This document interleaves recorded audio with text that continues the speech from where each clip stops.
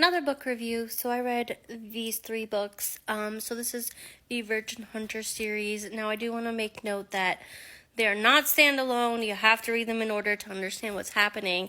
That was my mistake because when I first started, I started with book 2, and now you'll understand when you go into Audible, like with this book series in particular, unless you look at the cover, you don't see the whole thing. And even with these covers, like, you can't tell that there's a huge difference. So just be aware of that. That being said, I loved this series. So it is Rejected Mate, Second Chance, Fated Mates, College Age, Werewolf, I can't speak. Paranormal Romance with Werecat. I know it sounds weird, but I really, really got into it, and I didn't get a chance to do the review because we went away, and then it's just been chaos since. So I highly recommend this if you like paranormal romance. I will say, once I read the first one, I had to keep going. Like, I had to read the next one, like, immediately. The way that it ends in the cliffhanger twice and then goes to Happily Ever After. Because it's a series, right? This would be a cute little mini-series on HBO. It does get super spicy. It is fun as well. To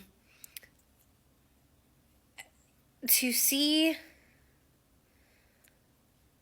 well, how do I explain this? To have this alpha male Rig, right, kind of bend his will, like he's faking that he's like a playboy and stuff, but really he wasn't. And then he gets rejected by our female character. I'm sorry, it's been a few weeks since I read it, but he. It's kind of funny because I don't want to give too much away, but I love the fact that she was so upset with him, and she had like this weird calling to the woods after she was attacked. She becomes like this werecat and stuff. But so anyway, she's in the woods and she keeps coming across this wolf, which ends up being one of her best friends, and she's telling this wolf everything. And the wolf was Rig the whole time, protecting her. And, finally he, like, let it be known that it was him. And he was like, well, I'm glad that at least you got to tell my wolf everything.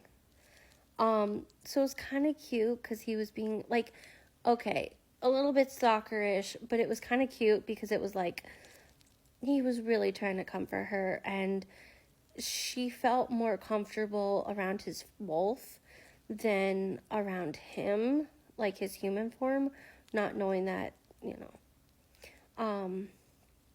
and of course, Fated Mate, they have the instinct of protecting their soulmate and stuff.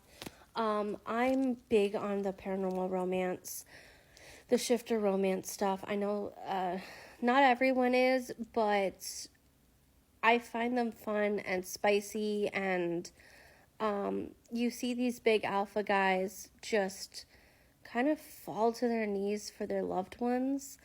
Like, even though they're protective, they're also super kind and super sweet, and they want to just love the woman, like, I don't know, like, I kind of wish that real romance, like, real life was like that. Like, you just find your mate and, like, happily ever after kind of thing.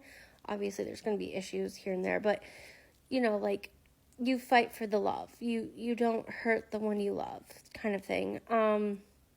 Obviously real life is not like that. Yes, I'll choose a werebear.